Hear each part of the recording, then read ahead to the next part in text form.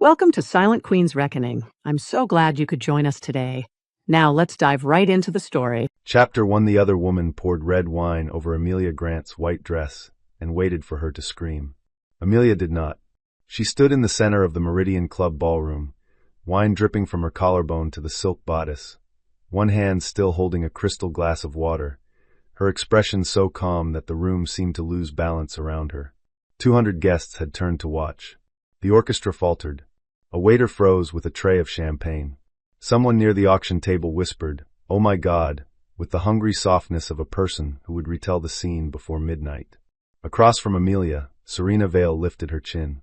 Serena was 27, blonde, expensive, and furious in a dress that looked poured over her body. She had arrived at the charity gala on the arm of Amelia's husband, Julian Grant, wearing a diamond bracelet Amelia recognized from the private safe upstairs in their home. Her lipstick was perfect. Her eyes glittered with the kind of confidence women sometimes borrowed from men who had lied to them well. "Say something," Serena snapped. Amelia looked down at the ruined dress. White silk. Italian cut. Bought for a gala she had organized, funded, and saved after Julian's events team nearly lost the main donor. Now it clung cold against her skin, red spreading like a wound someone else wanted photographed. Julian reached them too late. He was tall, dark-haired, and handsome in the practiced way of men who had learned mirrors were allies. The founder of Grant Meridian Ventures. A billionaire on magazine covers. A husband who had spent the last year coming home late, guarding his phone, and telling Amelia she had become impossible to talk to. He looked first at Serena, not Amelia. That was the part everyone missed. Amelia did not. "Serena," Julian said under his breath. "What are you doing?" Serena's mouth trembled. "She insulted me." Amelia had said only one sentence. "That bracelet belongs to the marital safe." Serena had responded with wine. Now Julian turned to Amelia, eyes sharp with warning. "Let's handle this privately." The ballroom held its breath. Amelia knew what the room expected. A slap. Tears. A bitter accusation. The wife and the mistress clawing at each other while the husband stood between them, tragic and important. She almost smiled.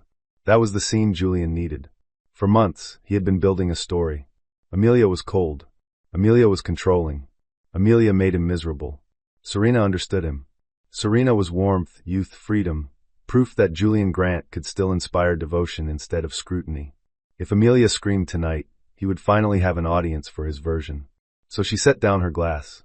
She removed the diamond earrings Julian had given her on their 5th anniversary and placed them beside the glass on the nearest cocktail table. Then she slipped off her wedding ring. Julian's face changed. "Amelia," he said. She placed the ring next to the earrings. Serena blinked, suddenly less certain. Amelia picked up her small silver clutch. The movement was neat, almost ordinary, as if she were leaving after a polite dinner rather than standing in front of a room with wine on her dress and her marriage lying on a table. Julian stepped closer. "Do not walk away." Amelia looked at him then. Her eyes were gray-green, steady, and colder than he remembered them. "I am not walking away from an argument," she said. "I am walking away from a pattern." Serena laughed too loudly. How dignified. Amelia turned to her.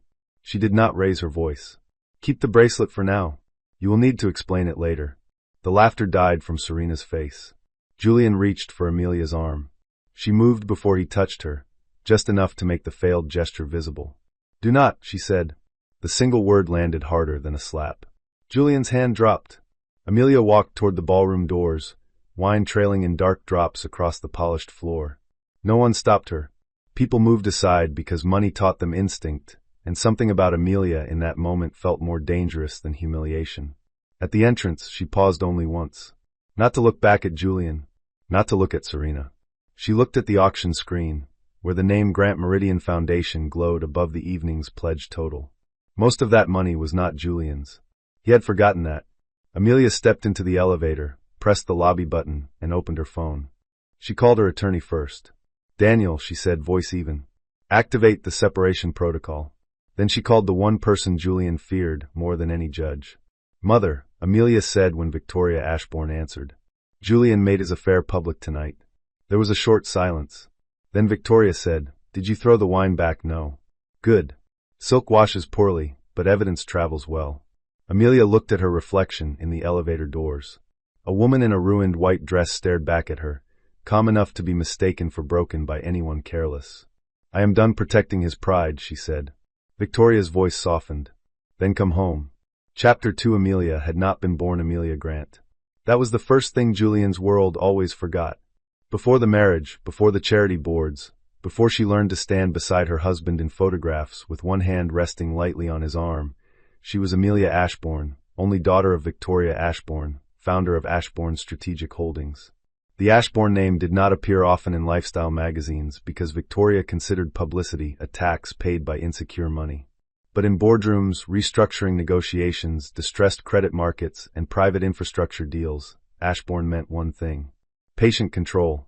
Amelia grew up watching her mother buy companies from men who thought asking for help was shameful, but bankruptcy was someone else's fault. Victoria never raised her voice. She read footnotes. She remembered debts. She let men finish speeches, then asked one question that made the room realize the speech had been furniture. Power, Victoria once told Amelia, is not walking into a room and making everyone look. Power is leaving the room and making everyone recalculate. Amelia had loved that sentence at 20. At 36, walking out of the Meridian Club covered in wine, she finally understood it. Julian had met her when Grant Meridian Ventures was not yet an empire. It was 3 floors in a glass building, 2 successful exits, 1 reckless expansion plan, and a founder with impossible charm and quiet terror behind his eyes. Julian spoke like the future owed him rent. Investors loved him until they read the cash flow. Banks liked him until they saw the guarantees. Amelia liked him because, in private, he admitted fear. On their 3rd date, he told her, "Everyone thinks I know what I am doing." She had answered, "Do you?" He laughed then, not offended. Not always. That honesty made her stay. In the first 5 years, she was everywhere inside the company without a title large enough to make insecure men uncomfortable. She revised acquisition models. She introduced lenders. She negotiated covenant relief through Ashbourne channels Julian never understood. She handled his father's medical debt quietly when Julian was too ashamed to admit his family had less liquidity than their house suggested. She found the first institutional partner that let Grant Meridian become Grant Meridian Ventures. Julian called her his anchor. Then the anchor became weight. As the company grew, gratitude curdled into resentment. Julian started correcting her in meetings. He told her she made him look cautious. He joked at dinners that Amelia could turn a birthday party into due diligence. People laughed because rich men taught rooms how to treat their wives. Amelia laughed too, at first. Then Serena arrived. Serena Vale came in as a communications consultant after a crisis involving a failed wellness startup in Grant Meridian's portfolio. She had no serious crisis experience, but she had a talent for making Julian feel like the version of himself he marketed. She called him visionary. She said Amelia's risk memos were emotionally negative. She wore silk blouses to strategy sessions and asked questions with her head tilted so Julian could explain concepts he had learned from Amelia years earlier. Within months, Serena became head of brand influence. Within 6 months, she had a company apartment. Within 8, Julian stopped pretending late nights were about work. Amelia documented. At first, she told herself documentation was not preparation for divorce. It was habit. Lawyers saved records the way other people saved receipts. But the folder grew. Apartment lease, jewelry insurance, private jet manifests, deleted calendar entries, transfers from foundation accounts to vendors Serena used. A message from Julian to Serena that read, "Amelia will never make a scene. Her whole identity is control." That sentence stayed with Amelia. Not because it was wrong, because it was almost right. Control had been her identity for too long. Control over pain. Control over presentation. Control over a husband whose pride could turn a helpful sentence into an insult. Control over rooms that rewarded women for grace and punished them for naming the knife. The night of the gala, Serena gave her the gift of ending that performance in public. Amelia's driver was waiting outside the Meridian Club. His name was Thomas, and he had driven her for 7 years without once asking a personal question. When he saw the wine on her dress, his face tightened. Home, Mrs. Grant. Amelia looked back at the glowing entrance, where Julian's security team had begun managing the whispers. "No," she said. "Ashbourne House." Thomas opened the door. As the car pulled away, Amelia's phone began to ring. "Julian." She watched his name pulse on the screen until it stopped. Then Serena called. That almost made Amelia laugh. She declined both. A message from Julian appeared. "Do not do anything stupid. We need to talk." Then another. Serena was emotional. You provoked her. Then a third. If you embarrass me tonight, you embarrass yourself too. Amelia took screenshots and sent them to Daniel. Daniel replied, good. Do not respond. Victoria replied 1 minute later, I have opened the north suite. Burn the dress if you want. Amelia looked down at the ruined silk. For a moment, grief moved through her. Not for the dress. Not even for the gala. For the woman she had been when she believed quiet loyalty would one day be recognized as love. She did not burn the dress. She preserved it in a garment bag. Evidence had its own elegance. Chapter 3. Julian Grant returned to their penthouse at 1:17 a.m. and found the master closet half empty. Not emptied in anger. That would have been easier to dismiss. No drawers torn out. No smashed glass. No dramatic absence. Amelia had taken selected clothes, personal documents, her mother's pearls, her laptop, 3 leather-bound journals, and the framed photograph of herself with her late father. She left the wedding portrait. It stood above the bedroom fireplace, both of them younger, smiling beneath a canopy of white roses. Julian stared at it while loosening his tie with one hand. His phone had not stopped vibrating for hours. Board members.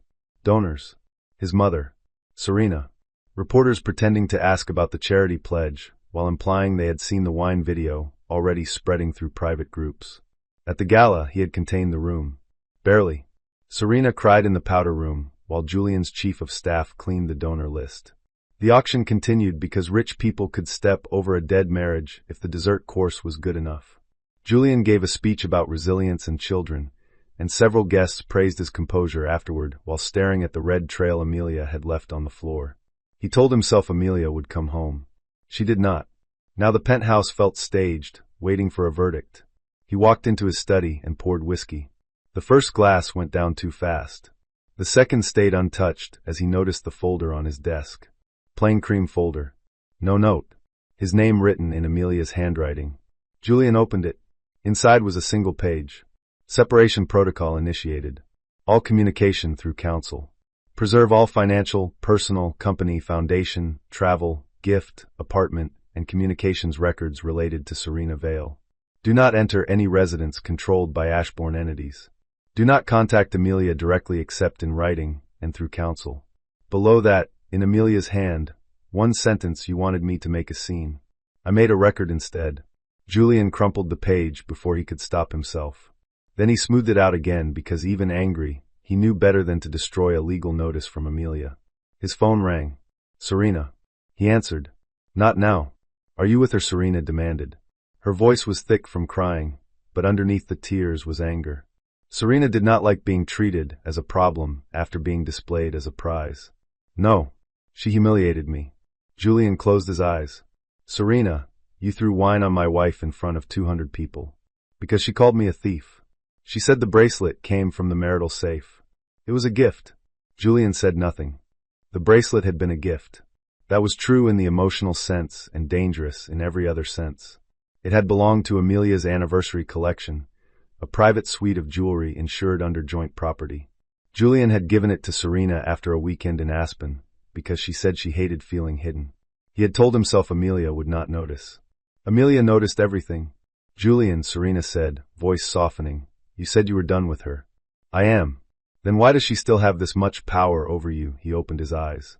The question struck the wrong place. She doesn't. Serena laughed bitterly.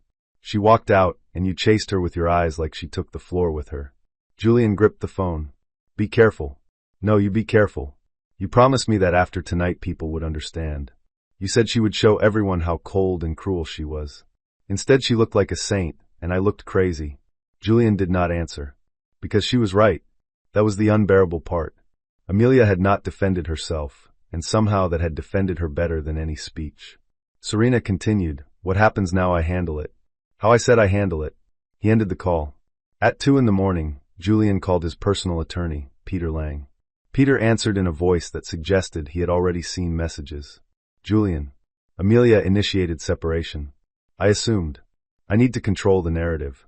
Peter was silent for a second. Before we discuss narrative, tell me whether there are financial issues tied to Ms. Vale. Julian looked at the crumpled legal notice. Define financial issues. Peter sighed. That answer worries me. Chapter 4. Amelia arrived at Ashbourne House at 1:42 a.m. The house sat on a quiet street behind iron gates, a limestone mansion her mother used as a private residence, war room, and museum of people who underestimated her. The windows glowed softly. The front door opened before Amelia reached the steps.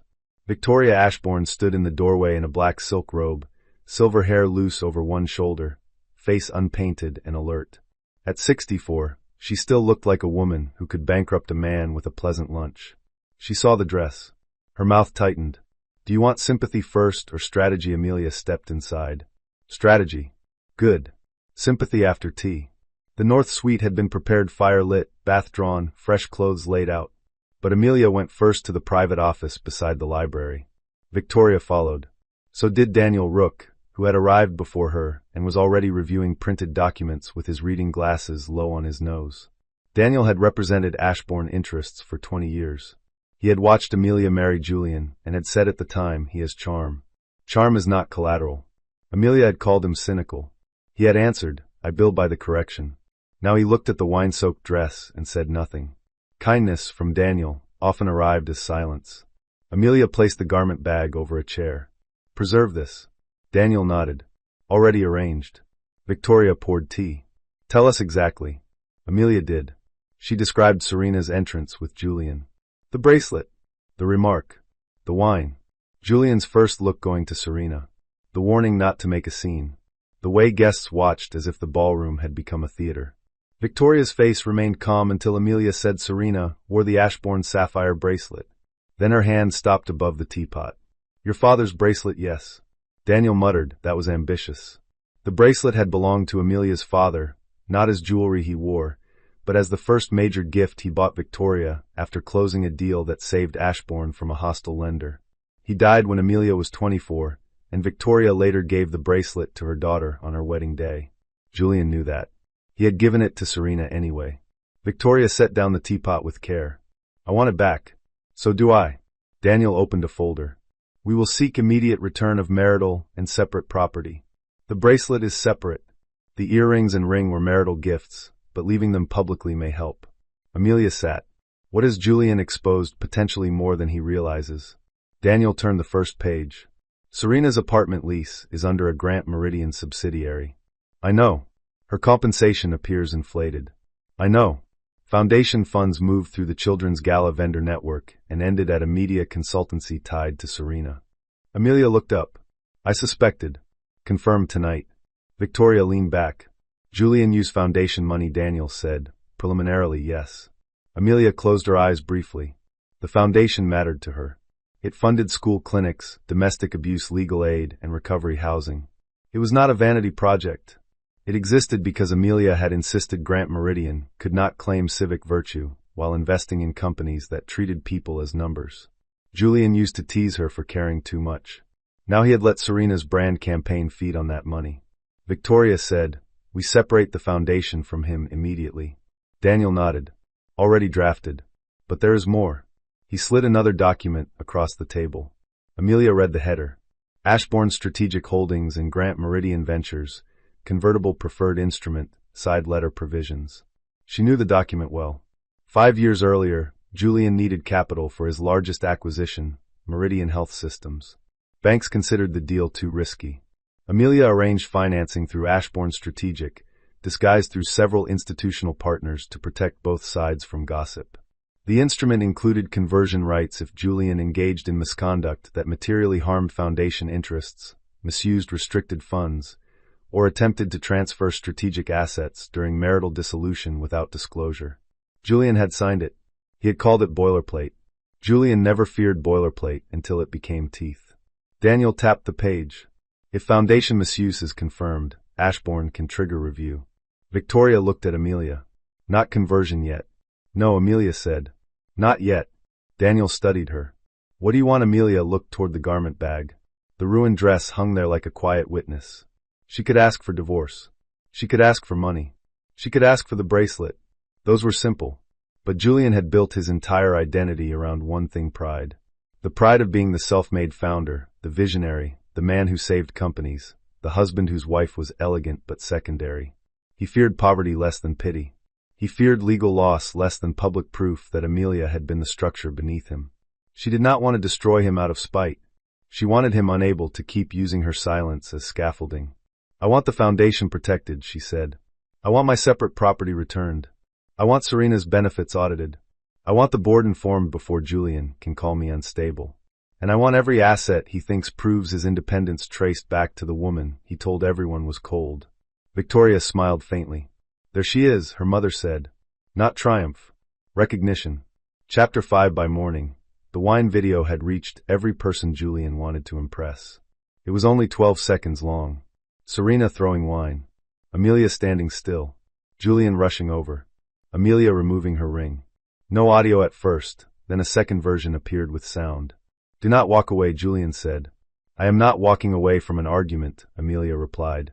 I am walking away from a pattern. The internet, which adored short moral dramas more than facts, chose its heroine within an hour. Not because people knew Amelia, because they knew that tone. The calm voice of a woman who had already cried elsewhere, earlier, enough. Serena woke to 57 messages and 3 missed calls from her mother. Her name trended in private society groups before breakfast. Someone found her old modeling page. Someone else found the company apartment. Another person posted a photo from the gala where the sapphire bracelet shone on her wrist beside a caption, not the mistress wearing the wife's jewelry. Serena threw her phone onto the bed. The apartment around her suddenly looked less like proof of love and more like evidence. Floor-to-ceiling windows. Cream sofa. Fresh orchids. Designer luggage in the bedroom. A closet half filled with clothes purchased through a stylist Julian said the company needed for brand events. Her phone rang again. Julian. She answered, voice shaking with rage. Fix this. Good morning to you too. Do not talk to me like that. People are calling me a thief. Did you wear the bracelet? You gave it to me. That is not what I asked. Serena sat up. Are you blaming me? Julian's pause was brief but fatal. She heard it. You are, she whispered. I am saying we need discipline. Discipline. Last night you wanted her to react. You said once people saw how cold she was, they would understand us. Lower your voice. No. I looked insane because she refused to play. Julian exhaled sharply. You threw wine. Because she humiliated me.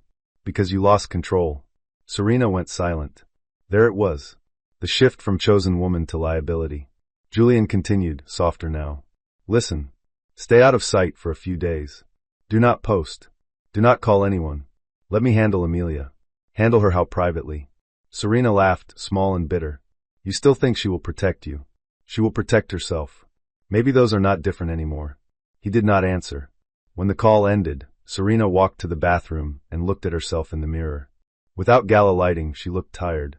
Younger. Less victorious. She touched her throat where no necklace sat, then her wrist where the bracelet had been. It lay on the dresser. Blue stones, diamond frame, old money weight. For the first time, she wondered why Julian had given her something so obviously meaningful to another woman. Not because he loved Serena more. Because he wanted Amelia to know. Serena had been chosen, yes. Chosen as a weapon. That realization did not make her innocent. It made her afraid. At noon, a courier arrived with a legal letter addressed to her personally. Demand for immediate return of separate property belonging to Amelia Ashbourne Grant. Preservation of communications and records. Notice of potential civil claims. Serena read the letter twice, then called Julian. He did not answer. Chapter 6. The emergency board meeting began at 4 in the afternoon. Julian entered with his usual confidence adjusted for crisis navy suit, open collar, no visible panic. He believed in room control. He believed in walking in slowly, letting people look, making silence feel like attention rather than suspicion. Today, the silence was not kind. The board of Grant Meridian Ventures sat around a long walnut table. 3 independent directors, 2 institutional representatives, the CFO, general counsel, and Amelia's empty chair at the far end. Julian noticed it immediately.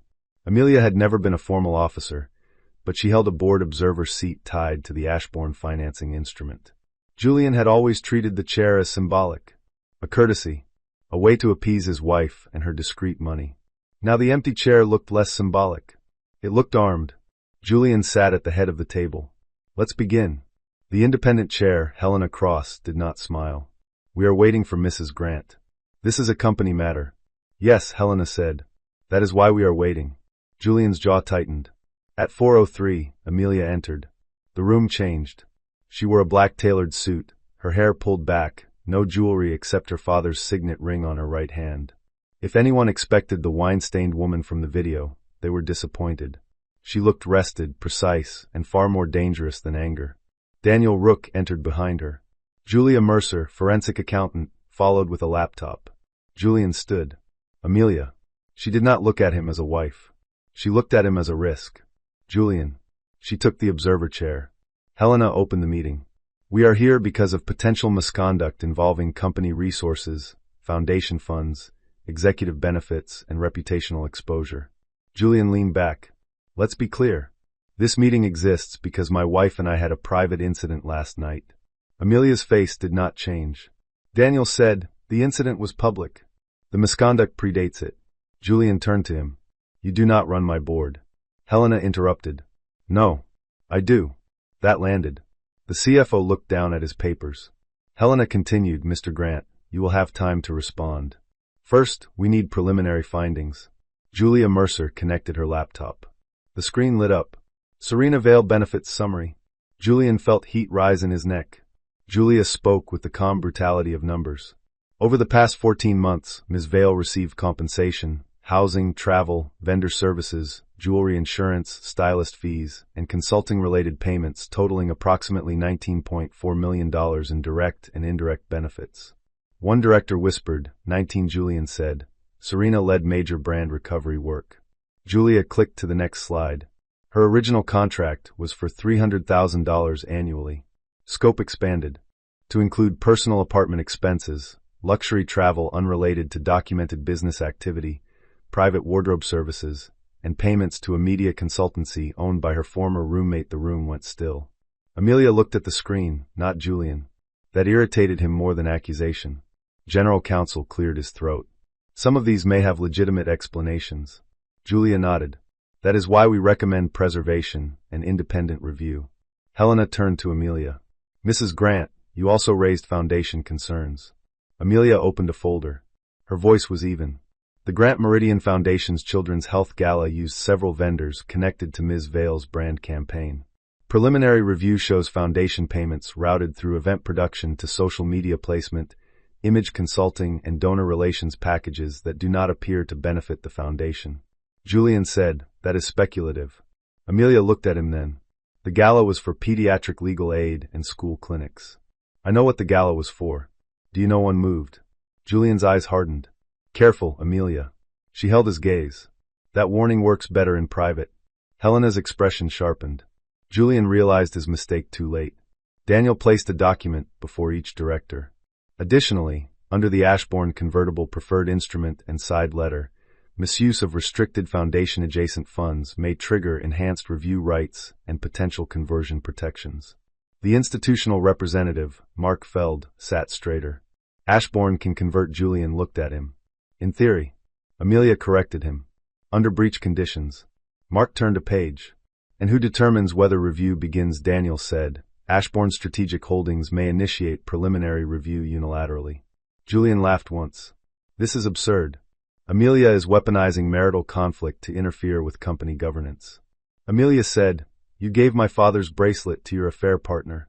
The room froze. Julian's face flushed. Amelia continued, you placed her in a company apartment, paid her through expanded brand contracts, routed foundation-adjacent money into vendors tied to her image work, and publicly allowed her to assault me at a donor event. If you would like to call that marital conflict, put it in the minutes. No one typed for 3 seconds. Then the board secretary resumed. Helena leaned forward. Mr. Grant, pending review, I am recommending temporary suspension of your unilateral authority over foundation-related disbursements, executive benefits tied to Ms. Vale, and any related party vendor approvals. Julian stared at her. You cannot suspend my authority in my company. Helena's gaze moved to the financing documents. Apparently we can limit it. Amelia closed her folder. Julian looked at her with open anger. She did not argue. That was what broke his rhythm. Chapter 7. Julian followed Amelia into the private corridor after the meeting. Daniel moved to block him, but Amelia lifted one hand.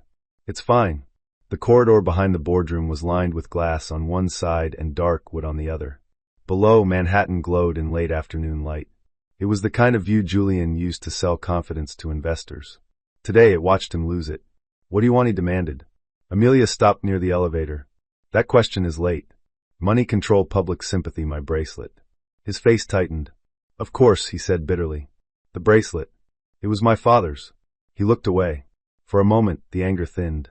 Julian had known Amelia's father only through stories and objects. Charles Ashbourne had been brilliant, reserved, and adored by Victoria in a way that made all other marriages look underfunded.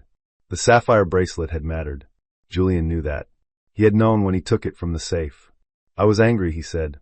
Amelia stared at him. You gave another woman my dead father's gift because you were angry. The sentence sounded uglier outside his head. He ran a hand through his hair. I wanted you to feel something. Amelia's mouth curved without warmth. You wanted proof I could still be made to perform for you. You stopped being my wife years ago. No, Julian. I stopped being your mirror. His jaw tightened. She continued, you used to come home afraid and tell me the truth. Then you became successful enough to surround yourself with people who made fear sound like genius. I remained inconvenient because I remembered the difference. Serena believes in me. Serena believes the version of you that pays her rent. He stepped closer. Do not reduce her. Amelia looked at him quietly. You did that before I arrived.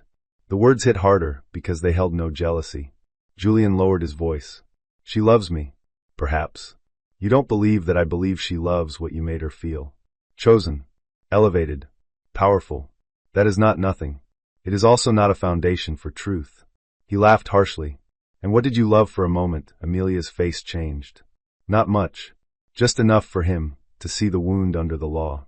I loved the man who asked for help before he learned to resent the hand. Julian had no answer. The elevator arrived. Amelia stepped inside. He caught the door with one hand. This is not over. No, she said. It is finally documented. The doors closed.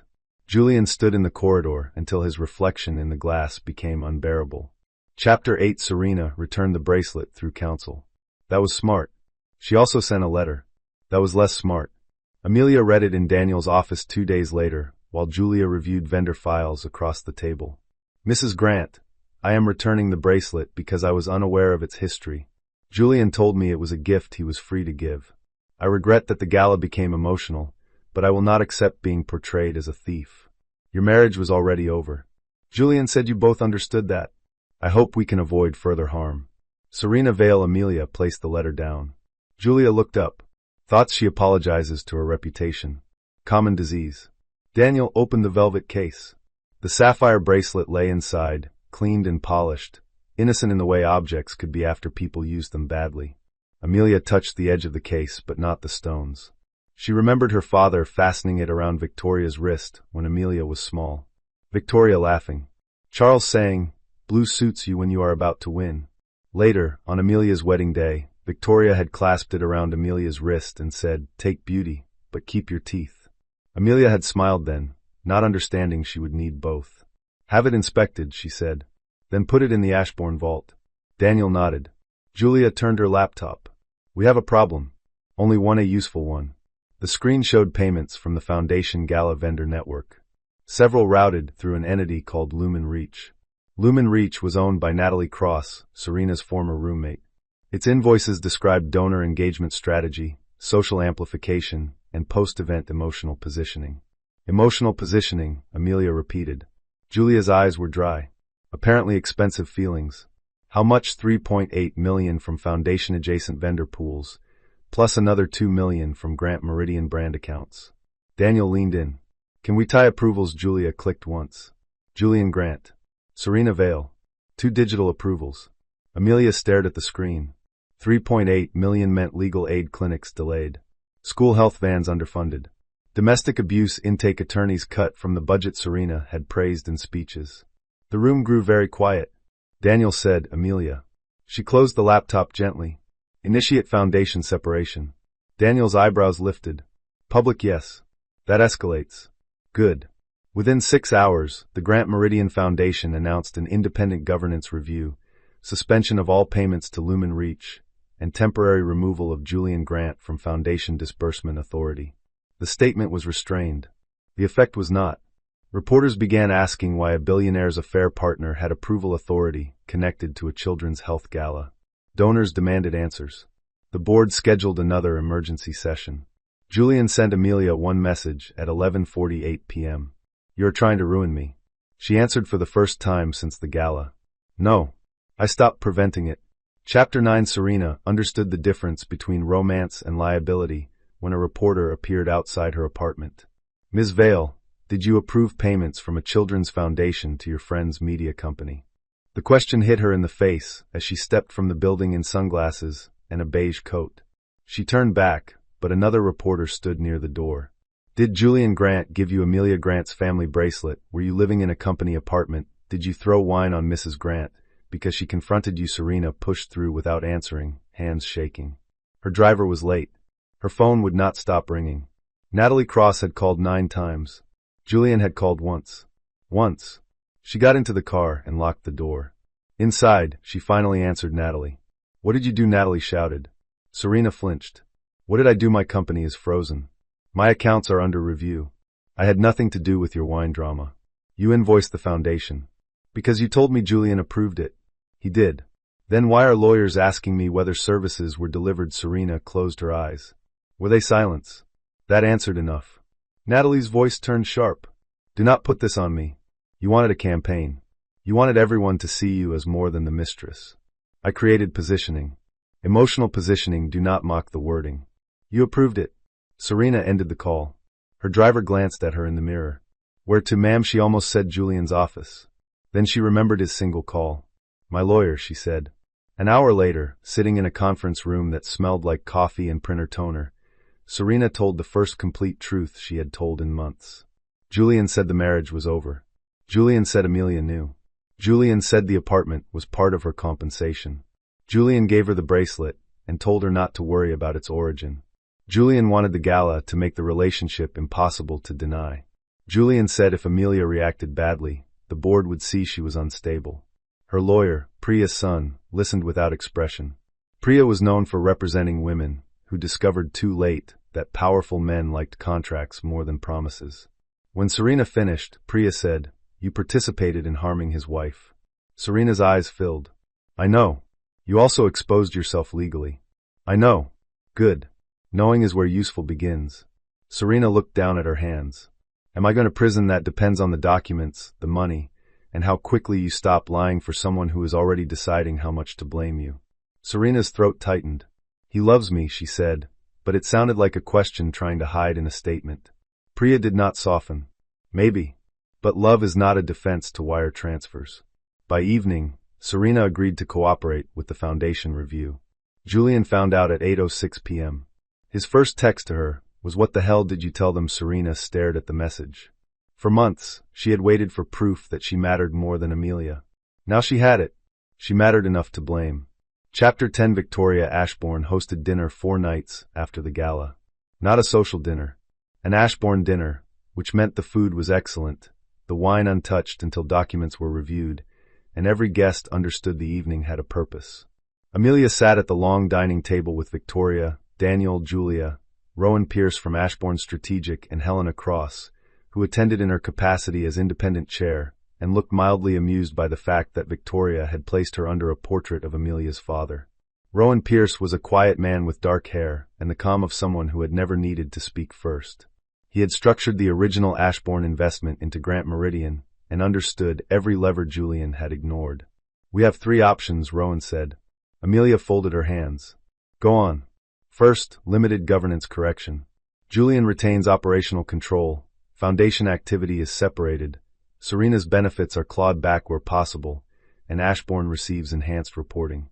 Victoria's face suggested this option had been included for politeness and should be buried with it. Second, Rowan continued, conversion pressure. Ashbourne triggers breach review, threatens conversion, forces Julian to accept a co-CEO or operating committee. Daniel said, he will fight and call it a marital coup. He will, Rowan agreed.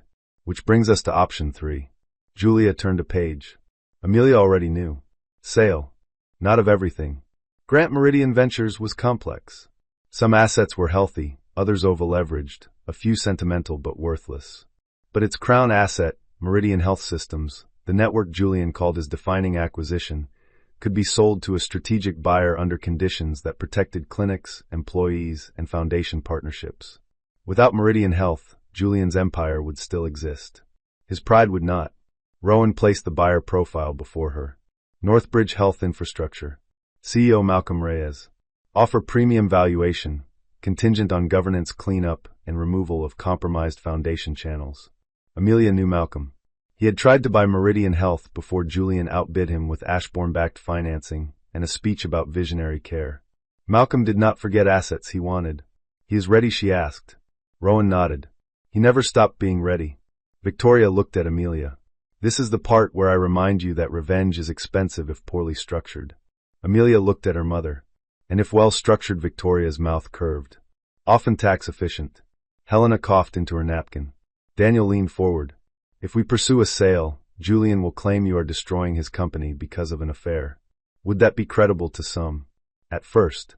Julia said, less credible once Serena's cooperation and vendor records are included. Rowan added, a sale protects value and reduces governance risk. It is defensible. Amelia looked down the table at the file. She remembered Julian after the Meridian Health acquisition closed, standing barefoot in their kitchen at 2 a.m, laughing because he was too relieved to sleep. He had lifted her off the floor and spun her until she shrieked. He had said, we did it. We. At the time, he meant it. The memory hurt. Not enough to stop her. Meridian Health matters, she said. Patients, staff, clinics. If we sell, protections must be real. Rowan nodded. Employment commitments, service obligations, foundation clinic funding, no closures for 3 years without review. And Julian Daniel answered. He loses the asset that made him a healthcare visionary. Victoria's voice was quiet. He loses the story. Amelia looked toward the window. The city outside was dark, all lit towers and hidden rooms. Somewhere, Julian was likely telling himself she would never go that far. He had always confused her restraint with fear of distance. Prepare the sale path, she said. Chapter 11. Julian came to Ashbourne House the next morning without permission. That was his second public mistake. The first had been letting Serena throw wine. Security stopped him at the gate. He demanded Amelia. He demanded Victoria. He demanded entry into a house where he had once been a welcomed son-in-law and now stood like any other uninvited man in an expensive coat. Victoria watched the gate camera from her breakfast room. He looks poorly rested, she observed. Amelia sipped tea. He performs better with sleep. Most tyrannies do. Julian called. Amelia let it ring. Then he texted. I know you are inside. Stop hiding behind your mother. Victoria raised an eyebrow. Charming. Amelia replied through Daniel. All communication through counsel. Please leave private property. Julian did not leave. Instead, he shouted toward the camera. Amelia, you want to punish me, punish me. Do not touch Meridian. Amelia went very still. Victoria turned from the monitor. How does he know someone leaked?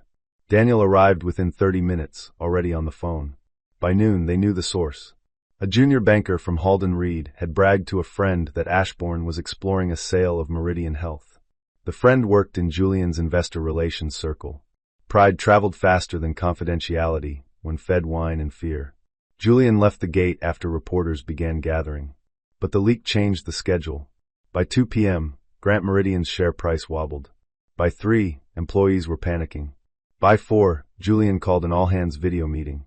Amelia watched from Daniel's office. Julian appeared on screen looking composed, with the Grant Meridian logo behind him. You may hear rumors, he began, voice steady, that outside parties are attempting to force the sale of Meridian Health Systems. Let me be clear.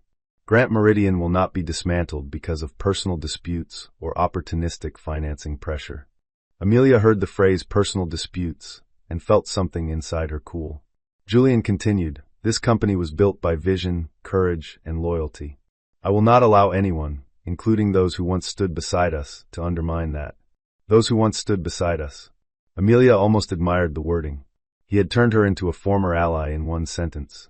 Not wife. Not co-builder. Not financing source. Someone who stood beside the real work. Then a message appeared from Serena. He is lying. He told me you never built anything. I believed him. I am sorry. Amelia read it once. She did not answer. On the all-hands screen, an employee asked through chat whether foundation funds had been misused. Julian's jaw tightened. An independent review is ongoing. I will not dignify rumors with speculation. Another employee asked whether Serena Vale still worked for the company. Julian said Ms. Vale is on leave. Another asked why Amelia Grant was no longer listed on foundation governance materials. Julian paused. Too long. Then the chat filled with questions. Amelia closed the laptop. Enough, she said. Within the hour, Ashbourne Strategic released a statement. Ashbourne Strategic Holdings confirms that it has initiated contractual review under its financing agreement with Grant Meridian Ventures. This review concerns documented governance, foundation, and related party benefit issues. Any strategic transaction will be evaluated based on employee protection, patient continuity, and fiduciary value, not personal narrative. No mention of Julian's affair. No mention of Serena's wine. No mention of Amelia's dress. That made it worse for him. It made the matter look like business. Because now it was. Chapter 12. Julian's pride did not break all at once. It cracked in meetings. First, Halden Reed withdrew from representing him personally, citing conflicts related to the leaked sale exploration. Then 2 independent directors requested additional protections against retaliation. Then the Foundation review confirmed that Lumen Reach had billed for services not fully delivered, and that Serena had approved several inflated packages while reporting directly to Julian. Then Serena gave a sworn interview. She did not become noble in it. She became useful. She admitted Julian told her Amelia's influence was mostly decorative now. She admitted he encouraged the gala confrontation by saying public pressure would force Amelia into a settlement. She admitted she wore the bracelet knowing it came from his private safe, though she claimed she did not know it belonged to Amelia's father. She admitted Lumen Reach was introduced by her and approved by Julian. When Peter Lang summarized the interview for Julian, Julian sat very still. She said that he asked. Peter removed his glasses. Yes. All of it, yes. Julian looked toward the window of his office. The city had never looked less impressed by him. She's trying to save herself. Correct. After everything I did for her. Peter's expression was careful. Julian, that sentence will not help you anywhere formal. Julian turned. Do not manage me. Someone should. The words landed before Peter could soften them. Julian stared at him. Peter sighed. I apologize for the tone. Not the substance. The room went quiet.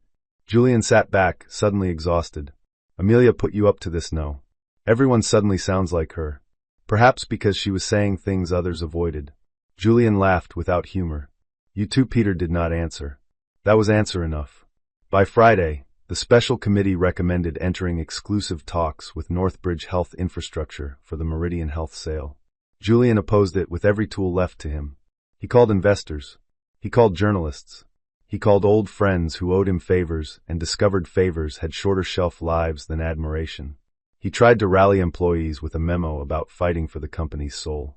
Within 20 minutes, someone leaked the memo with the subject line "Soul currently under audit." The internet was cruel. But the board was worse because it was calm. The shareholder meeting was set for the following Tuesday. Julian sent Amelia one final direct email, despite the communication restrictions. Subject us, Amelia. I know you think this is justice. Maybe part of it is. But Meridian was ours. You know that. Whatever happened between us, do not pretend selling it is clean. You will be cutting out the one thing we built together that still matters. I made mistakes. Serena was a mistake. The bracelet was cruel. The gala was unforgivable. But if you ever loved me, do not do this in public. Julian Amelia read it at her desk in Ashbourne House. For a long time, she did nothing. Then she printed it, placed it in the evidence folder, and wrote only one reply through Daniel. Meridian matters. That is why it needs protection from you. Chapter 13. The shareholder meeting took place in the Grant Meridian Auditorium, a room Julian had designed to feel like a future already won. Curved screens, pale wood, soft lighting, rows of seats facing a stage where he had launched funds, announced acquisitions, and told employees they were changing industries. On Tuesday morning, the same room held shareholders, employees, reporters, lawyers, board members, and the quiet tension of a kingdom measuring its king for removal. Julian arrived first. He wore black. Not mourning exactly. Combat, perhaps. His hair was perfect, his face composed, his eyes hollow at the edges. Serena did not attend. Amelia did. She entered with Victoria, Daniel, Julia, and Rowan. She wore a deep blue suit that made several reporters whisper, because everyone remembered the white dress. Her father's sapphire bracelet was not on her wrist. That absence said more than wearing it would have. Julian watched her take a seat in the front row. For a moment, the auditorium disappeared and he saw her in their first office, sitting cross-legged on the floor at midnight, eating takeout from a carton while correcting his pitch deck. Her hair had been shorter then. She wore cheap flats and laughed when he said one day they would own a building like this. He had said we. He remembered. The meeting began. Helena Cross presented the review summary. Foundation governance failure. Related party benefits. Reputational harm. Strategic risk. Sale proposal from Northbridge Health Infrastructure. Employee protections. Patient service commitments. Shareholder premium. The words were dry, but the room understood the drama underneath. Julian requested time to speak. He walked onto the stage to applause from some employees and silence from others. Meridian Health Systems is not just an asset, he began. It is proof that Grant Meridian can build, not merely buy. It is proof that vision still matters in a market addicted to fear. Amelia listened. He was good. He had always been good. That was part of the tragedy. Julian could make ambition sound like public service, risk sound like courage, and pride sound like destiny. Recent events, he continued, have been painful. I accept responsibility for personal failures. But I ask you not to let personal pain become corporate destruction. Do not let a marriage collapse decide the fate of a company. There it was. The final version of the story. Amelia stood. The room turned. Julian stopped speaking. Helena said, Mrs. Grant. Amelia walked to the second microphone below the stage. She did not climb onto the stage. She did not need to. Julian is right that Meridian Health is not just an asset, she said. It is clinics, staff, patients, school programs, mobile health units, legal aid partnerships, and families who do not care about our marriage. The room quieted completely. That is why this decision cannot be about our marriage. If it were about my feelings, I would have walked away after the wine and let the consequences find him slowly. Julian's face tightened. Amelia continued, instead, we reviewed records. Company apartments. Executive benefits. Foundation payments. Vendor approvals. Restricted funding agreements. The facts are not emotional because they are inconvenient. She turned toward the shareholder rows. Meridian Health was built with capital Julian did not obtain alone, models he did not write alone, and credibility he did not carry alone. For years, I allowed people to call that support grace. Then I watched that grace become erasure. No one moved. At the gala, Serena Vale threw wine on me because she believed I would fight her for my husband's attention. I did not. I walked away because the argument was never with her. The argument was with the structure that let a man use one woman for stability and another for admiration, then call both of them unreasonable when the structure cracked. Serena, watching remotely from her lawyer's office, began to cry. Amelia's voice stayed steady. This sale is not punishment for an affair. This sale protects patients, employees, foundation programs, and shareholders from leadership that confused personal appetite with corporate privilege. She finally looked at Julian. Pride built the version of Meridian that needed applause. Responsibility can preserve the parts that matter. The auditorium held its breath. Julian stared at her as if seeing, too late, the difference between the woman he wanted to provoke and the woman he had depended on. Amelia stepped away from the microphone. The vote proceeded. Northbridge Health Infrastructure's acquisition of Meridian Health Systems passed. Julian did not move when the result appeared. The screen behind him displayed numbers, percentages, approvals. Dry figures. Clean lines. The obituary of his favorite myth. His empire was not gone. His pride was. Chapter 14. The divorce took 9 months because pride hires lawyers before it accepts math. Julian contested the asset schedule, then withdrew after Daniel produced records. He challenged the Ashbourne conversion rights, then settled after independent counsel confirmed he had signed them. He tried to classify Serena's benefits as business development, then stopped when Serena's cooperation made that argument resemble comedy.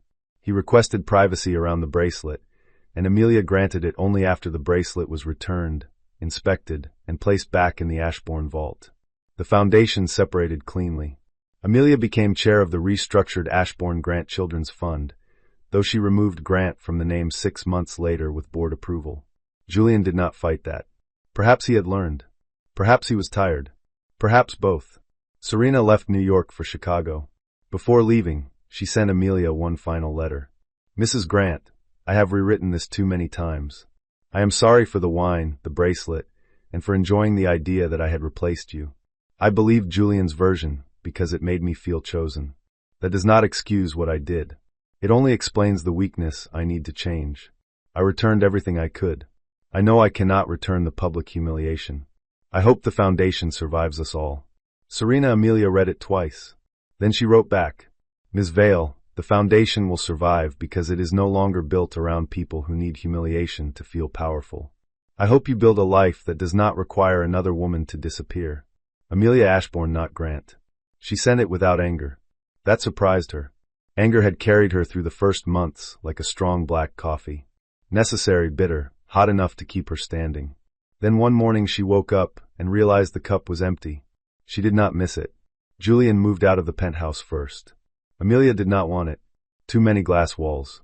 Too many rooms designed to impress people no one loved. It sold to a tech founder who asked whether the wine incident happened there. The broker said no. Amelia reduced the price anyway, because bad taste should be taxed. She bought a townhouse near the river. Not as grand as Ashbourne House, not as high as the penthouse. Human scale. A kitchen with morning light. A library with green walls. A small garden where nothing had to prove its valuation. Victoria visited the week Amelia moved in. It's modest, her mother said, standing in the entry hall. Amelia looked around at the original woodwork, the fresh flowers, the slightly uneven floors. By your standards, a cathedral is modest if it lacks a boardroom. True. Victoria walked to the library and touched the shelf where Amelia had placed her father's photograph. You would have liked this. Because it is tasteful, because it is yours. Amelia looked down. Victoria, who did not often touch first, took her daughter's hand. You did well. The words almost broke her. Not because she needed praise for winning. Because part of her still grieved that winning had required proving she had been worth more than silence. Victoria seemed to understand. You are allowed to mourn the man before the lesson. Amelia swallowed. Was he ever that man sometimes? Victoria's voice was gentle. That is what makes it hard. Chapter 15. Julian asked to meet 1 year after the gala. Amelia almost refused. Then she saw the location, a public bench outside the first school clinic funded by the restructured foundation. Not a restaurant. Not his office. Not any room where charm had furniture. She agreed to 20 minutes. He was already there when she arrived, standing near the clinic entrance in a dark coat. He looked older. Still handsome, but less polished, as if life had finally required him to wear his own weather. The confidence was not gone, but it no longer entered the room before him. Amelia, he said. Julian. They sat on the bench. Children streamed out of the school across the street, backpacks bouncing, voices bright in the cold air. For a while neither spoke. Then Julian said, Meridian is doing well. Yes. Northbridge kept the clinics. That was part of the agreement. I know. He smiled faintly. You write durable agreements. I learned from expensive disappointments. He accepted that with a small nod. The silence returned. Finally Julian said, I am not here to ask for anything. Good. I wanted to tell you I entered an executive ethics program. Amelia turned slightly. Voluntarily mostly. That's the most honest version. He laughed softly. I thought you would say that. His hands rested between his knees. No watch flashy enough for cameras. No performance cufflinks. Just hands that had signed too much without reading. They made us write a failure map, he said. Not the public failure. The private choices that led there. Useful. Painful. Often related. He looked across the street. I wrote your name too many times. Amelia said nothing. Not blaming you, he added quickly. The opposite. I wrote the times I used you. The times I let you fix things and then resented you for knowing they were broken. The times I called you cold because gratitude made me feel smaller. Amelia watched a little girl in a red hat skip over a puddle. Julian continued, I gave Serena the bracelet because I wanted to hurt you in a way only you would fully understand. I have tried to make that sentence sound less ugly. It won't. No, Amelia said. It won't. He nodded. I am sorry. The apology landed quietly. Not enough. But real. Thank you, she said. He looked at her. Do you forgive me? There it was. The question every guilty person eventually found when they realized apology did not automatically unlock the door. Amelia thought about lying. It would have been kinder in the short term, but she had spent too many years making kindness out of things that cost her truth. Some days, she said. Other days I do not think about you long enough to decide. Julian looked down, absorbing it. That's fair. It is free, she said. Fair took longer. For the first time, his smile held no defense. I deserve that too. They sat until the school doors closed and the sidewalk emptied. Before leaving, Julian asked, Are you happy? Amelia considered. Not triumphant every day. Not healed in a straight line. Not untouched by memory. But happy there were mornings in her townhouse when light entered the kitchen and no one needed her calm to survive their ego. There were board meetings where her name stood alone. There were foundation visits where children received care because money had been pulled away from vanity and returned to use. Yes, she said. Julian closed his eyes briefly. Good. He sounded as if he meant it. That was new. She stood. Goodbye, Julian. Goodbye, Amelia. No Grant. He noticed. He did not correct it. Chapter 16. 2 years after the wine. Amelia stood in a school clinic hallway, watching a nurse place a bandage with cartoon stars on a little boy's arm. The clinic smelled of antiseptic, crayons, and raincoats. It was loud in the way useful places were loud, children asking questions, parents filling forms, staff calling names, a printer complaining somewhere behind reception. On the wall hung a small plaque, funded by the Ashbourne Children's Health and Legal Trust. No Grant. No Julian. No photograph of a donor holding scissors in front of a ribbon. That had been Amelia's rule. The work mattered more than the giver.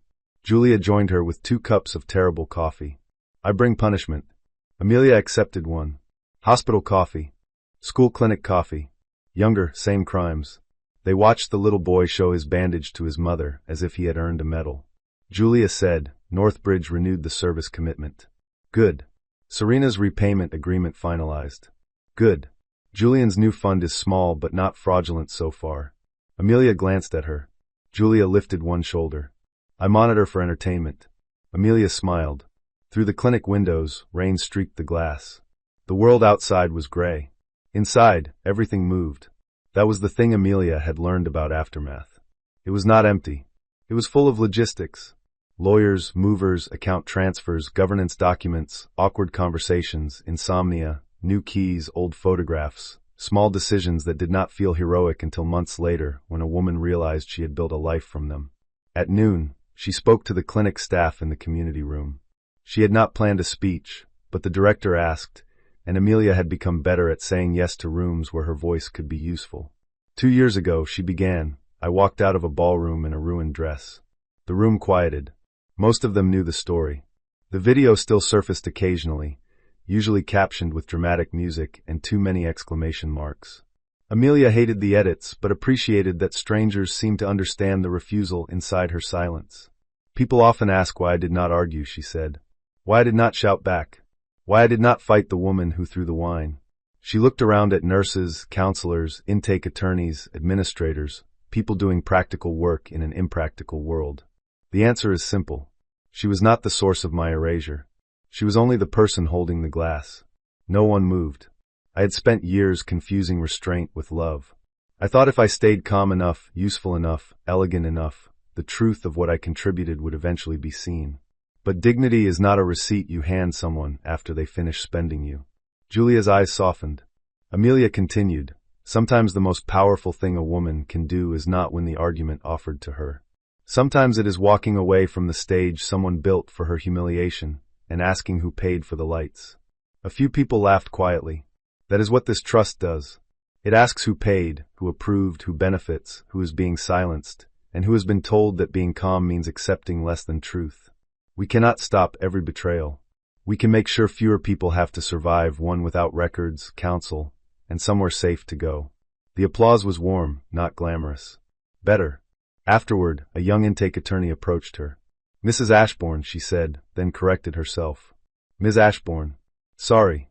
Amelia smiled. Either is fine, but Ms. is accurate. I just wanted to say the gala video helped my sister leave her husband. Not because of the scandal. Because she said she saw you walk away and realized she did not have to finish every argument he started. For a moment, Amelia could not speak. Then she said, I hope she is safe. She is now. That stayed with Amelia all day. Not the sale. Not the headlines. Not Julian's apology. One woman, somewhere, leaving an argument unfinished and herself intact. Chapter 17. That evening, Amelia returned to her townhouse and opened the Ashbourne vault box she kept in the library cabinet. Inside was the sapphire bracelet. It had been cleaned, repaired, and reset where one clasp had loosened. Under the lamp, the stones glowed deep blue, almost midnight. For 2 years, Amelia had not worn it. She had told herself she was waiting for the right occasion, but that was not true. She had been waiting for the bracelet to stop feeling like evidence. Tonight, she fastened it around her own wrist. Not for a man. Not for a gala. Not for revenge. For the woman in the mirror who had survived being publicly stained and privately erased, then learned that walking away was not surrender if you walked toward yourself. The doorbell rang. Victoria entered 5 minutes later carrying a paper bag from Amelia's favorite bakery and wearing a coat that cost more than some cars. She saw the bracelet immediately. Her expression changed. "Blue suits you," Victoria said. Amelia smiled. "When I am about to win, no." Victoria stepped closer, touching the bracelet lightly. "When you remember, you already did."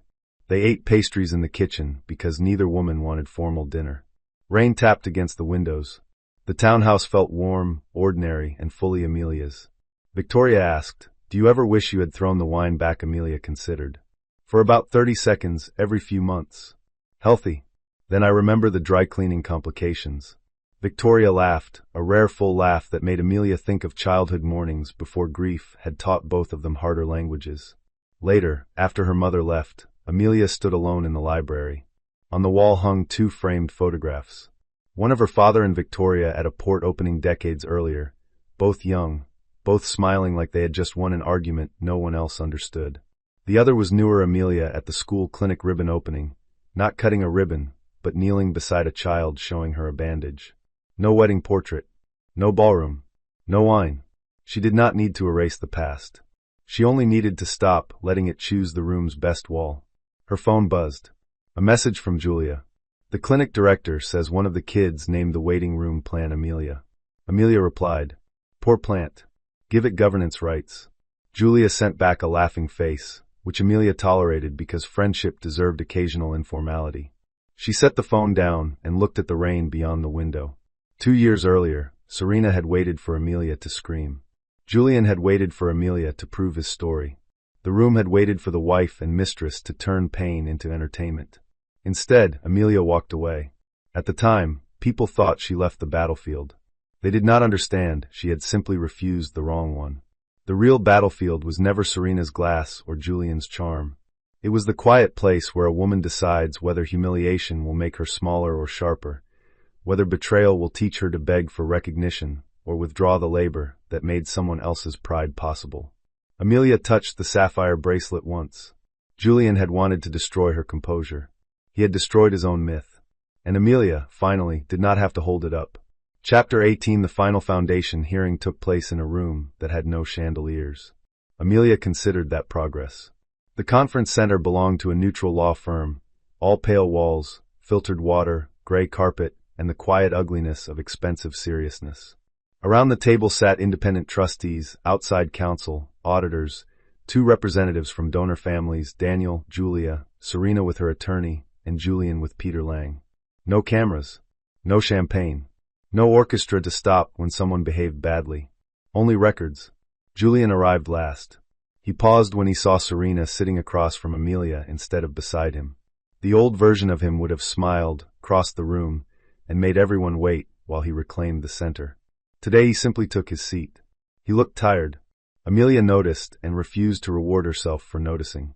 The lead investigator, a former federal prosecutor named Heiress, opened the hearing. "We are here to finalize findings regarding the Grant Meridian Foundation's vendor payments, executive influence, and governance failures connected to the last annual gala and related donor campaigns." Serena stared at her hands. Julian stared at Amelia. Amelia looked at Heiress. Heiress began with Lumen Reach. The invoices were projected one by one. Donor sentiment analysis. Post-event emotional positioning. Philanthropic identity amplification. Youth impact narrative support. Each phrase sounded more ridiculous when read beside the amounts paid.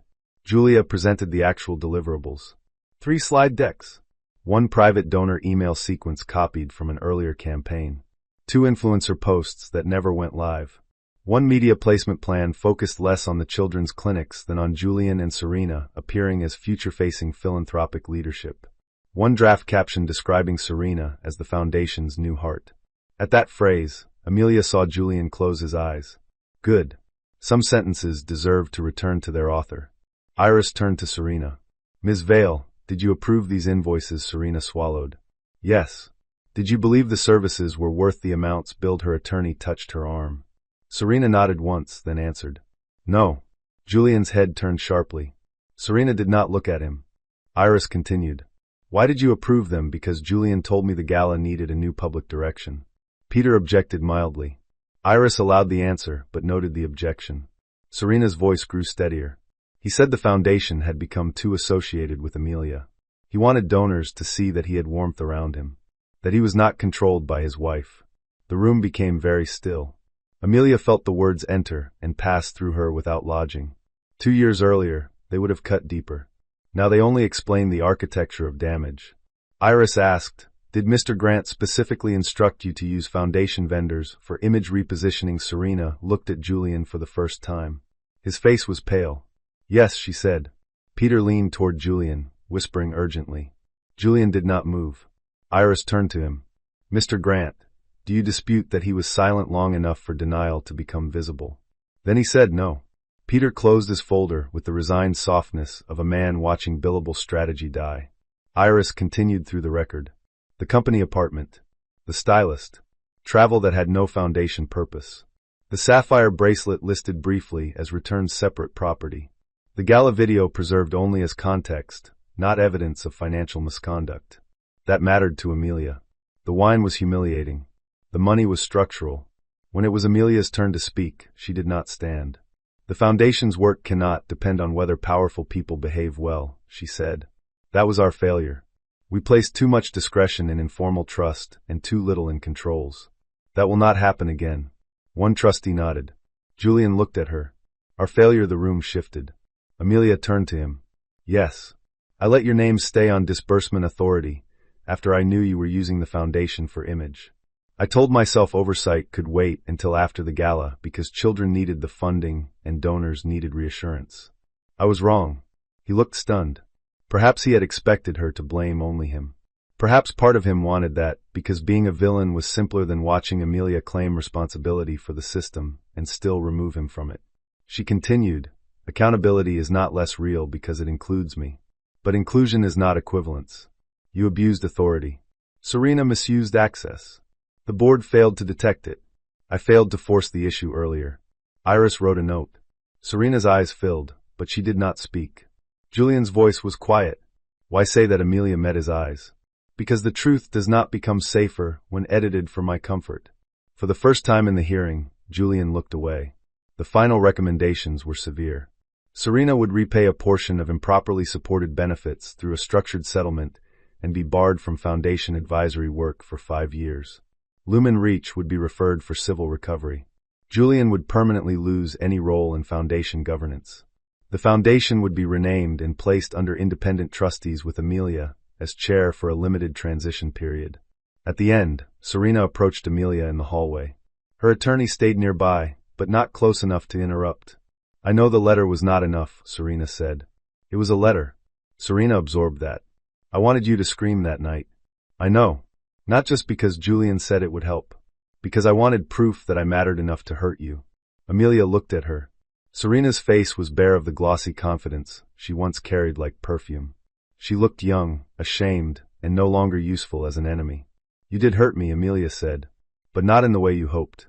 Serena nodded, tears sliding down her cheeks. I am sorry. Then do not become the woman who needs another woman's wound to feel chosen. Serena pressed her lips together. I am trying. Good. There was nothing else to offer. Amelia walked away. Julian watched from the far end of the corridor. This time, he did not follow. Chapter 19. Julian's last attempt to reclaim the story came as a magazine interview. He did not plan it as an attack. That was what made it dangerous. He believed, sincerely, that he was telling a mature truth. The article was titled after the fall Julian Grant on failure, love, and rebuilding. Amelia read it because Daniel sent it with the message you should see this before others quote it at you. The photos were tasteful. Julian in a black sweater near a window. Julian walking alone through a clinic hallway. Julian looking thoughtfully at the skyline, as men in crisis apparently did for subscription audiences. The interview began well enough. He admitted governance failures. He acknowledged personal misconduct. He said Meridian Health was doing strong work under Northbridge. He described the foundation restructuring as painful but necessary. Then came the paragraph. My former wife and I were both casualties of ambition. Amelia was brilliant, but we stopped seeing each other as people. She became the guardian of standards I could never meet, and I became the symbol of failures she could never forgive. The affair was wrong, but it was also a symptom of a marriage that had become emotionally impossible. Amelia read the paragraph twice, not because it hurt like before, because it was so elegantly half-true that it would be easy for strangers to admire. Victoria called within 10 minutes. I assume you read The Spiritual Laundering. Amelia looked out the library window at the early morning rain. I did. Do you want to respond? No. Victoria was silent. That meant disagreement. Amelia smiled faintly. Say it. He is recasting mutual exhaustion as shared blame. Yes. He is making your standards sound like a climate condition rather than a response to his conduct. Yes. And you still do not want to respond. Amelia closed the magazine. Not directly. That afternoon, she called the clinic director and moved up the foundation's annual report release by 1 week. No mention of Julian. No mention of the article. Just numbers. 23 school clinics funded. 847 children receiving ongoing health support. 112 legal aid cases connected to domestic financial coercion. 4 mobile units deployed. Full vendor transparency report. Independent governance controls. The annual letter from Amelia was brief. Institutions do not become ethical because their founders describe regret beautifully. They become safer when records, controls, and resources move toward the people they were meant to serve. The quote traveled faster than the magazine paragraph. Julian called Daniel the next day. Daniel put the call on speaker with Amelia's permission. Was that aimed at me? Julian asked. Daniel looked at Amelia. She nodded. Daniel said, the annual letter does not name you. It didn't need to. Then perhaps sit with that. Julian exhaled. I need to speak to her. Daniel waited. Julian continued, quieter. Please. Not as a legal matter. Amelia stood by the window, arms folded. She could refuse. She should refuse, maybe. But some conversations returned not because they deserved reopening, but because the woman who survived them wanted to see whether they still had teeth. She took the phone. Julian. There was a pause. Amelia. You have 3 minutes. He laughed softly, sadly. Still efficient. 2 minutes and 50 seconds. I did not mean to blame you in the article. You did. He was quiet. I thought I was being honest, he said. You were being balanced. Men often reach for balance when accountability feels too heavy. He absorbed that. She could hear it in the silence. Were you impossible to meet? He asked. Amelia considered giving him the easy answer. No, Julian, you failed entirely alone. But truth mattered more than comfort, even when comfort would have favored her. Sometimes, she said, I expected you to become the man you said you wanted to be. His breath changed. She continued, but I did not force you to lie. I did not force you to use foundation funds.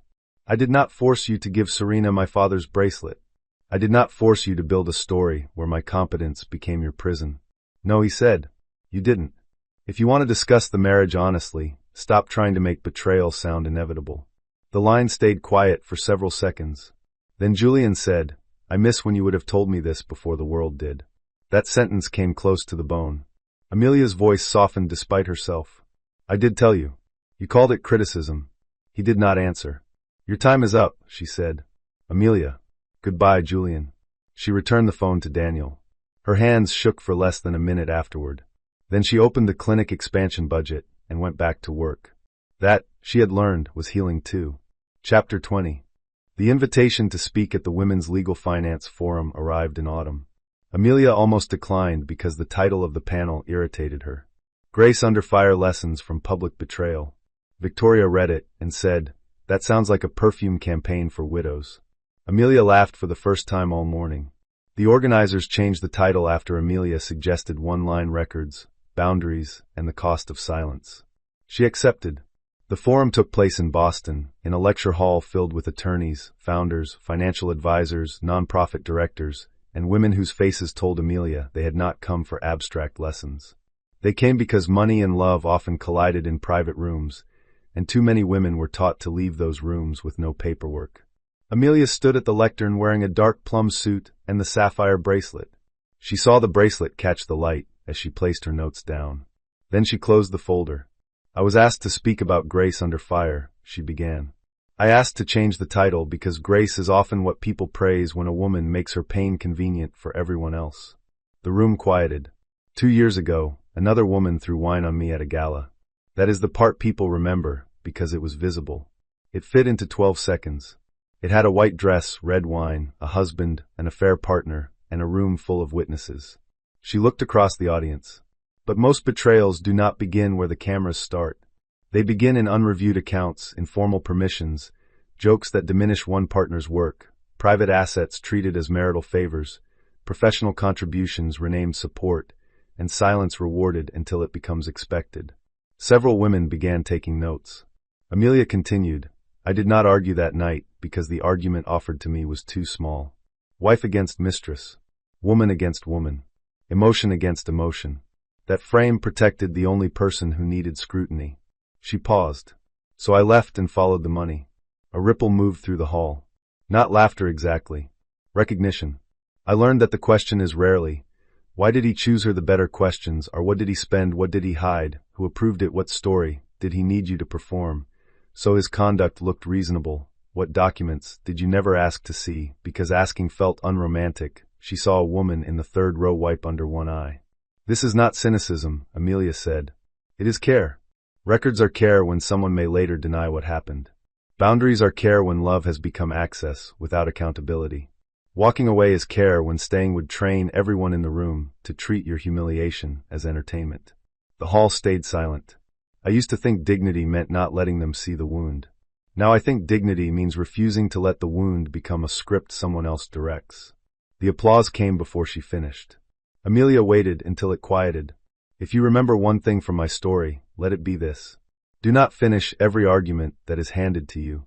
Some arguments are traps. Some stages are built so your pain can prove another person's lie. You are allowed to walk away from the wrong room and enter the one where the records are kept. When she stepped down, women surrounded her. Not with gossip, with stories. A founder whose husband had moved company shares into his brother's name. A surgeon whose fiancé called her controlling when she asked to see mortgage documents. A nonprofit director whose board chair treated her unpaid labor as devotion. Amelia listened as long as she could. Later in the hotel room, she removed the sapphire bracelet and placed it on the nightstand. It no longer felt like evidence. It felt like inheritance again. She called Victoria. How was it? Her mother asked. Useful. That is your favorite compliment. It is a good one. Victoria's voice softened. Your father would have been insufferably proud. Amelia smiled. He was often insufferable. Only when correct. So always according to him. After the call, Amelia stood at the hotel window overlooking Boston Harbor. The water moved black and silver beneath the city lights. She thought of the woman in the third row wiping her tears. Walking away had felt lonely that night. It was less lonely now that she understood how many women had been waiting for permission not to fight the wrong battle. Chapter 21. The last time Amelia saw Serena was not planned. It happened 18 months after the foundation hearing, in a bookstore near Union Square on a rainy Sunday afternoon. Amelia was browsing a shelf on nonprofit governance when she heard a familiar voice asking for a book on communications ethics. She looked over. Serena stood near the information desk in jeans, a black coat, and no visible jewelry. Her blonde hair was shorter now, tucked behind one ear. She looked older in the way accountability aged some people and steadied others. Their eyes met. For a second, both women were back in the ballroom. Red wine. White dress. Julian between them, and not between them enough. Then Serena approached slowly. Amelia. Serena. Serena gave a small, nervous smile. Communications ethics. I know. The universe enjoys jokes. Amelia did not smile, but her face softened. Sometimes it overperforms. Serena looked down at the book in her hand. I am consulting for a small nonprofit now. Real work. Very unglamorous. Lots of newsletters no one opens. That sounds healthier. It is. They stood beside a table of new releases while rain streaked the front windows. Serena said, I heard your forum speech online. Did you? Yes. The line about the wrong argument. She swallowed. I was the wrong argument. Amelia looked at her carefully. You were part of it, she said. Serena nodded. That is fair. Do you still speak to Julian? No. Good. Serena's mouth curved faintly. Priya says that too. Priya is sensible. Terrifying. Also useful. For the first time, they both almost laughed. Then Serena's eyes grew serious. I am not asking for forgiveness. I just wanted to say something without a lawyer translating it. I was cruel because I was insecure. I let Julian tell me your dignity was coldness because it made my neediness look like love. I am ashamed of that. Amelia listened. The apology did not erase anything. It did not restore the gala. It did not turn Serena into a friend. But it was different from the first letter. Less concerned with Serena being seen as good. More concerned with naming what had been bad. Thank you, Amelia said. Serena seemed surprised. That's all. That is not nothing. Serena nodded, eyes bright. No, it isn't. The clerk returned with the book Serena had requested. Serena took it, then hesitated. You look well, she said. Amelia thought about the phrase. People often said it when they meant, you survived in a way that lets us stop feeling awkward. From Serena, it sounded more tentative. I am, Amelia said. I am glad. Amelia believed her. That surprised her too. They parted without drama. Serena left first, opening an umbrella against the rain. Amelia watched her through the window for a moment, then returned to the governance shelf. She bought 3 books, including one on nonprofit fraud prevention that Julia later called beach reading for emotionally specific people. That evening, Amelia wrote in her journal for the first time in months. I saw Serena today. I felt no rage. Not even victory. Only distance, and maybe a little hope that women can become less dangerous when they stop auditioning for men who make them compete. She paused, then added walking away was not the end of the story. It was the first sentence I wrote myself. Chapter 22. 3 years after the gala, the Meridian Club invited Amelia back. The invitation came from the new foundation director, not the old donor committee. The event would honor the expansion of school clinics and legal aid partnerships created after the restructuring. Amelia's first instinct was no. Then she sat with the feeling. The ballroom had become a symbol because the humiliation happened there. But rooms did not own pain forever unless people kept paying rent. She accepted. This time, she wore midnight blue. Not white. Not armor. A simple gown, clean lines, no dramatic train. Around her wrist, the sapphire bracelet. Around her neck, nothing. Her hair was swept back, her face calm in a way that no longer needed to prove it was calm. When she entered the Meridian Club ballroom, conversations softened. People remembered. Of course they did. The floor had been polished. The chandeliers still glowed. The auction screen stood in the same place. A new orchestra played near the windows. The cocktail table where she had left her ring was gone, replaced by a floral arrangement that was frankly too large.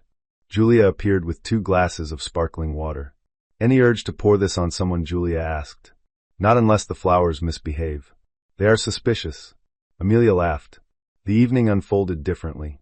Donors asked about clinics, not scandal. Nurses spoke. A teenager who had received legal aid after her mother fled financial abuse gave a short speech that left half the room pretending to check their programs while wiping tears. Amelia did not speak until the end. She stood at the same place where she had once removed her ring. The room knew it. So did she. The last time I left this ballroom, she said, many people thought they had witnessed the end of something. The audience stilled. They had. Just not the thing they thought. Julia smiled from the side. Amelia continued, it was the end of a marriage, yes. But more importantly, it was the end of a habit. The habit of protecting appearances that did not protect people. The habit of treating women's composure as permission. The habit of turning private humiliation into public entertainment while money moved quietly in the background. She looked toward the auction screen, where the new pledge total rose. Tonight, the money is not moving quietly. Every dollar raised is tied to published controls, independent oversight, and programs whose outcomes will be reported. That may sound less glamorous than a grand gesture. A few people laughed softly. Good, Amelia said. Grand gestures are often where accountability goes to hide. The laughter became fuller. She paused, then let her voice soften. I once thought leaving this room meant losing a life. I was wrong. It meant no longer standing inside a story that required me to be smaller than the truth. The applause rose slowly. Warm. Sustained. Not the sharp applause of scandal, but the sound of people recognizing that something had been repaired without being hidden. After the event, Amelia stood alone near the ballroom doors. No wine on her dress. No ring on the cocktail table. No husband scanning the room for control. Julia joined her. Ready to go, Amelia looked back once. The ballroom no longer looked like a crime scene. It looked like a room. That was its demotion and her victory. Yes, she said. I'm ready. Outside, the city air was cold and clear. The car waited at the curb. Amelia did not look over her shoulder again. There was nothing behind her that needed carrying. Subscribe for more stories about betrayal, hidden power, and the quiet moment a woman walks away from the argument and takes back her life.